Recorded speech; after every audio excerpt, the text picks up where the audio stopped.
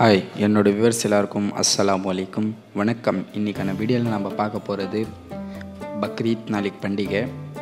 ஈத்கா நமாஸ் ஈத்கால இருக்குமா இல்லையா, இது மக்களுள்ள ஏற்படுது. ஏன்னா மழை வேறு ஃபுல்லாக பேஞ்சிச்சு, அதனால ஈத்கால எல்லாம் ஃபுல்லாக தண்ணி நிற்கும், நிறைய பேருக்கு தெரியும். அதனால நமாஸ் ஈத்கால இருக்குமா இல்லையா அதை பற்றி பார்க்குறதுக்கு தான் நம்ம ஈத்காக்கே போயிட்டோம் நேரடியாக. ஈத்காக்கு போனோன்னா அங்கெல்லாம் ஃபுல்லாக ஈரமாக இருந்துச்சு, அங்கங்கே தண்ணியும் தேங்கி நின்றுச்சு.